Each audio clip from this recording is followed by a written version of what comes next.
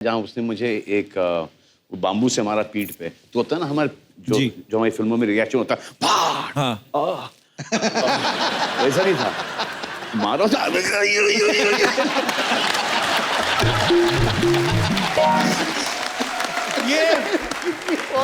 ये एक्चुअली बड़ी कमाल की ऑब्जर्वेशन है। बिल्कुल ये वो जलता है ना पीछे।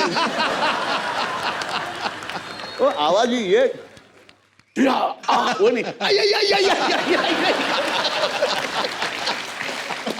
तो ये जब और उसकी वजह से पिटे वो। तो बाकी का गुस्सा नहीं था। नहीं, तो फिर पुलिस आई, पुलिस ने उनको जेल लेके गए। फिर हमको बुरा लगा कि पार्टी चल रही थी उनकी, एक ऐसा हो गया उनसे, तो हम गए, हम ही ने उनको जेल से छुड़ाया। डैडी और मैंने। फिर आते वक्त याद है जिप्सी थी मेरे पास, तो वो पीछे बैठे मुझसे बोलते हैं कि भाई अगर कोई डेयरिंग वेयरिंग का काम होएगा ना तो अपने को बोल लेगा क्या?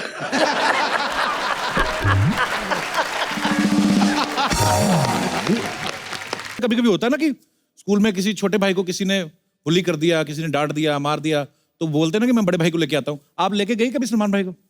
नहीं, एक दिन स्कूल में नहीं, बैंडस्टैंड पे एक झगड़ा हो गया था।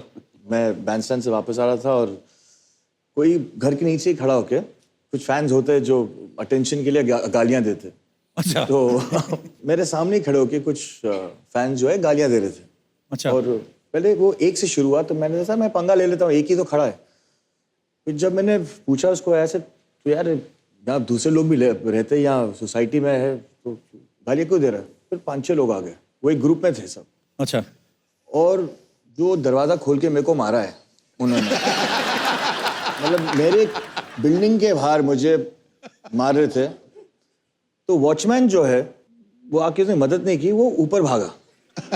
वो ऊपर भागा, उसने जाके फिर वॉचमैन है ना, ये ओनली वॉचेस। इसका काम होता है। फिर देखो, फिर उसके बाद सलमान भाई आए और लेकिन फिर सॉर्ट आउट हो गया। लेकिन सबसे ज्यादा अपसेट डैडी थे। वो काफी पिट के गए वो वहां से।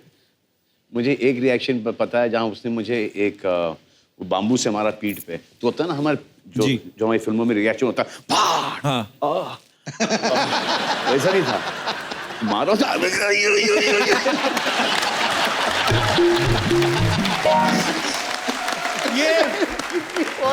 ये एक्चुअली बड़ी कमाल की ऑब्जर्वेशन है। बिल्कुल ये वो जलता है ना पीछे। वो आवाज ही ये वो नहीं। तो ये जब और उसकी वजह से पिटे वो। तो बाकी का गुस्सा नहीं था। नहीं, तो फिर पुलिस आई, पुलिस ने उनको जेल लेके गए। फिर हमको बुरा लगा कि पार्टी चल रही थी उनकी, एक ऐसा हो गया उनसे, तो हम गए, हम ही ने उनको जेल से छुड़ाया। डैडी और मैंने। फिर आते वक्त याद है जिप्सी थी मेरे पास, तो वो पीछे बैठे मुझसे बोलते हैं कि भाई अगर कोई डेयरिंग वेयरिंग का काम होएगा ना तो अपने को बोल लेगा क्या?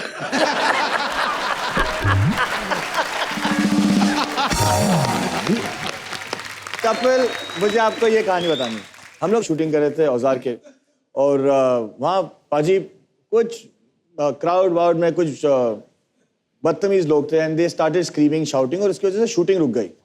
हम एक एक्शन सीक्वेंस कर रहे थे और वहाँ करीबन 100 फाइटर्स थे। तो जब ये बढ़ता गया ऐसे, यार भाई ये अब हमको बचने के लिए झगड़ना पड़ेगा, बिकॉज और कोई जगह नहीं यहाँ से निकलने के लिए। मैंने बोला ठीक है। तो वहाँ थोड़ी सी स्कफल शुरू हो गई, और देख रहा हूँ क्या जो मेजॉरिटी है वही हमें धो रहे हैं। वहाँ भी मार खाया। और रात को पैकअप हुआ, और सब हमारे जो आर्टिस्ट है, टेक्नीशियंस है, ब्लू, ब्लैक, ग्रीन, सब हो गए। तो भाई ने वो महेंद्र वर्मा को बुलाया, और महेंद्र वर्मा को बोला कि यार फाइटर्स थे हमारे साथ, 100 फाइटर्स थे, मार कैसे खाया हम लोग, ये प्रॉब्लम क्या हुआ? तो मैं आपको बताता हूँ फाइटर्स की जो मेंटालिटी है। कम भाई। फाइटर्स असली बंदे ने मारा। नहीं, फाइटर्स, ओके। मैं हूँ फाइटर, आप हो फाइटर। मैं फाइटर हूँ, ओके। और आपसे लड़ना है। अच्छा। ओके, आपसे लड़ना है। अभी फाइटर्स क्या है, उनको मिस करने की आदत है। तो अभी जो अगर आप सही असली में झगड़े नहीं में बात पड़ जाओ तो उनकी जो मेंटालिटी है, उनकी जो ट्रेनिंग हुई है, वो ट्रेनिंग ऐसी हुई है कि आप मिस करो तो लात मारना नहीं है। कैसे होगा? कभी अगर किसी फाइटर ने आपको कनेक्ट कर दिया, ओ पाजी सॉरी पाजी पाजी पाजी पाजी सॉरी पाजी करके कि उनकी नौकरी नहीं चले जाए। तो उनकी आदत है, वो ट्रेनिंग है मिस करना। जो सामने की पार्टी थी वो तो दनादन कनेक्ट कर रही थी और ये स्टाइल कैसे चले जाए। आपको सलीम साहब का पता ना कि सलीम साहब जब नए नए इंडस्ट्री में आए थे तो एक्टर बनना चाहते थे। अब तो सलीम साहब आपके तीनों बेटे सुपरस्टार्स हैं, खुद फिल्में भी बनाते हैं। तो सर कभी इन्होंने ऐसा नहीं सोचा कि हम अपने पापा के लिए कोई रोल लिखें? इन्होंने कभी मजाक में भी नहीं, कभी जिक्र भी नहीं हुआ कभी कि पापा आपके लिए ऐसा रोल है, अगर आप करें तो अच्छा है? सर मेरा जो एक्टिंग जो का करियर था जी वो मैंने खुद ही छोड़ा है जी। और मैं दुआ मांगता था कि मुझे फिल्म से निकाल दें तो अच्छा है। ऐसे क्यों सर? मैं सुनाता हूँ आपको। जी। दीवाना फिल्म में काम कर रहा था तो वहाँ मेरा विलन का रोल था। अच्छा जी। तो अल्टीमेटली 4-5 विलन जो थे मेरे आपस में मुझे घेर लेते हैं और महेश कौल डायरेक्टर थे। तो उसमें एक सीन था कि मैं घिर गया हूँ और मुझे ये क्लोज के अंदर ये एडम एप्पल का शॉट देना था कि जी यूँ करता हूँ। राज साहब जब आते थे तो मुझे हटा दिया जाता था कैमरे के सामने। अच्छा। और उनका शूटिंग शुरू हो जाती थी। तब तक राज साहब नहीं होते तो मेरी शूटिंग लेते थे। वो इतना करना था मुझे।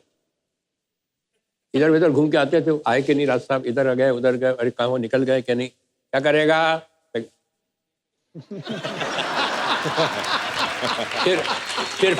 फिर फोन करके गए, इधर गए उधर गए, अरे निकले कि नहीं निकल गए सर, आ गए हैं। और ये भी हो, अच्छा तैयार है। फिर उधर बात की, कुछ साइन वाइन किए, चेक वेक, क्या करेगा?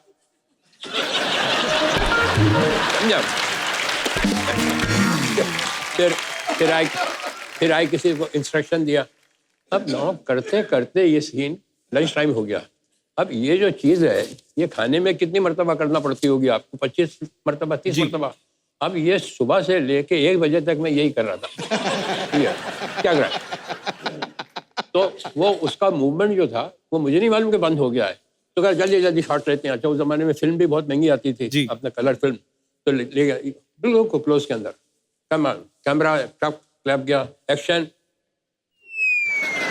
हो ही नहीं रहा, वो जा ही नहीं रहा है, ड्राई हो गया होगा। कट क्या हुआ? फिर तो बोला का मुंह में पानी दे दोस्तों, यूं करेगा। हाँ। तो मैं पानी दिया और डांटा तो मैं उनको बोलने गया के लिए गया तो पानी बाहर निकल गया। तो हाँ क्या करेगा? अल्टीमेटली मुझसे नहीं हो रहा था वो। तो मेरे पास आए, in my career you are the only actor I have seen who can't even swallow।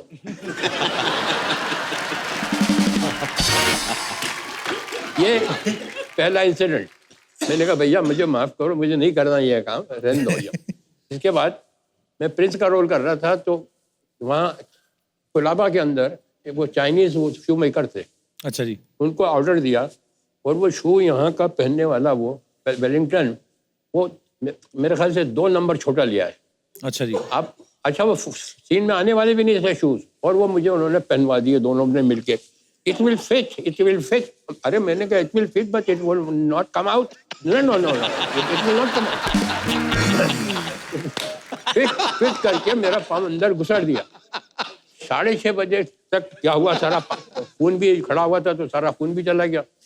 तो ड्रेसमैन को बुलाया तो उसने उतारने की कोशिश की, वो नहीं उतरा। फिर दूसरा आया, उसने तो उतारने की कोशिश करी। सारा स्टूडियो खाली हो गया और सब मुझे छोड़ के चले गए जूते पहना के।